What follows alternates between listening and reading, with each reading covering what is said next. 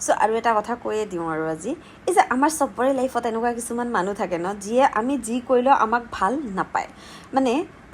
পিঠ পিছা কথা ক'বই বদনাম কৰিবই জ্বলি পুৰি মৰিবই আপুনি যিয়ে নকৰক কিয় এই ছাপ'জ আপুনি ক'ৰবালৈ গৈছে কিবা খাইছে কিবা পিন্ধিছে ষ্টাইল কৰিছে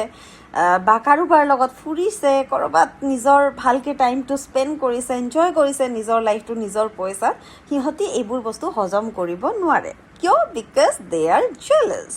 কিন্তু এই জেলাছ মানুহখিনিৰে আকৌ আৰু এটা হেবিট আছে মানে ফটো চাইতো অলৰেডি জ্বলি পুৰি চেছে কিন্তু তথাপিও আকৌ তেওঁলোকে আকৌ মেছেজ কৰিব আপোনাক সুধিব যে আপুনি ক'ত গৈছে কাৰ লগত গৈছে কি খাইছে কি নাই খোৱা তাৰপিছত কিবা এটা কাপোৰ যদি আপুনি পিন্ধিছে কেই টকা লৈছে ক'ৰ পৰা কিনিছে ডিটেইলছ ল'ব মানে মই এটা কথা বুজি নাপাওঁ অলৰেডি তহঁত জ্বলি পুৰি চেছেই তহঁতৰ নায়েই অৱস্থা এইবোৰ ডিটেইলছ লৈ আৰু কিয় নিজকে বেছিকৈ জ্বলাব খুজিছ কচোন